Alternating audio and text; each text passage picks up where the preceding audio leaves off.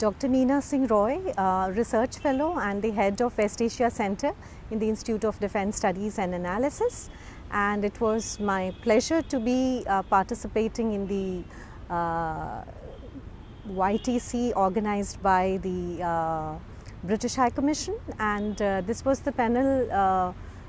about India's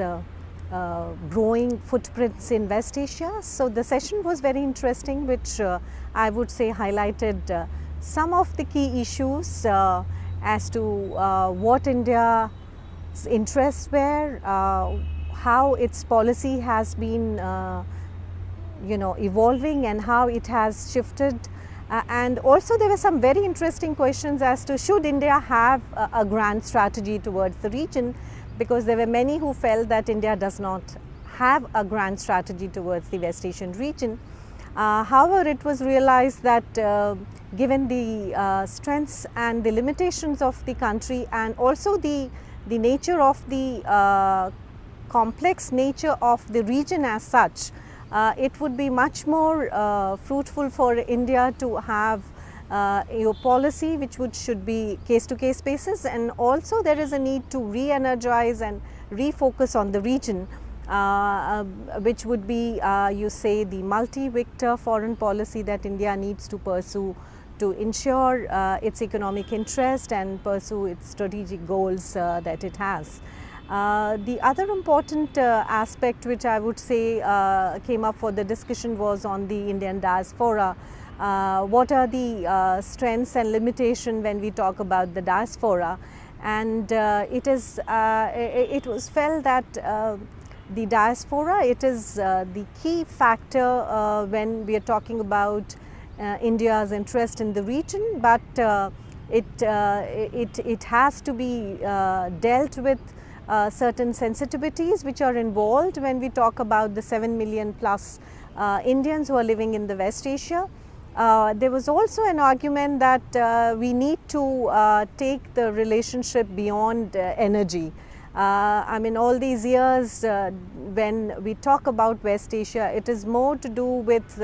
Islam or energy. But today, the needs and the priorities are also changing within the West Asian region, and therefore the issues like renewable energy,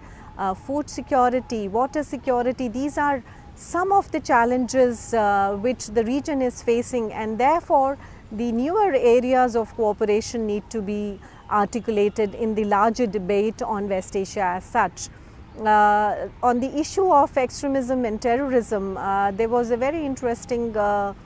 debate that looked at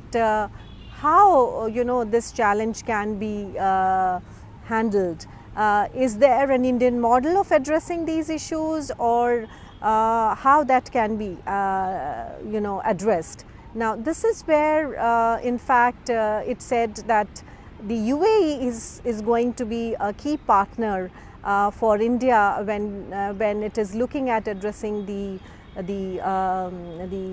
issue of terrorism and extremism, and this is where the ground has already been laid for cooperation in future.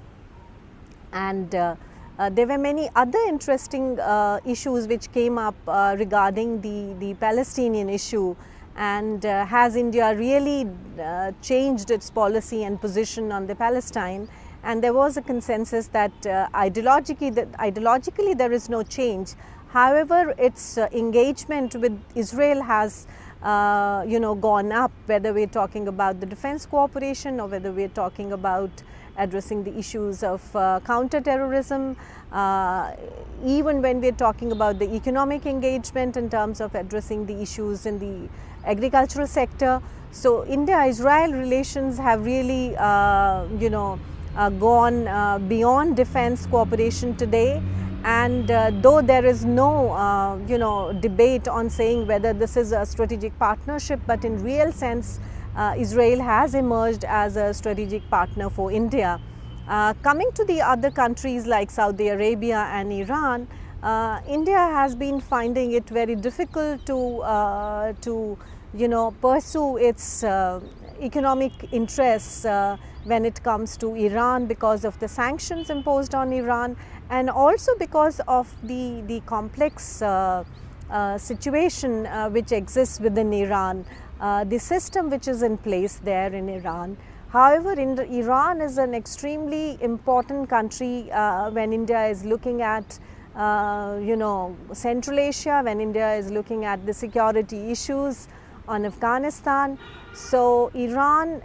is important from the point of view of its regional role and its regional potential, and also as a major gateway to Central Asia, and therefore India will have to have a very balanced approach in dealing with Iran and Saudi Arabia, who both of them have been trying to become the leader of the Muslim world there. And there are certain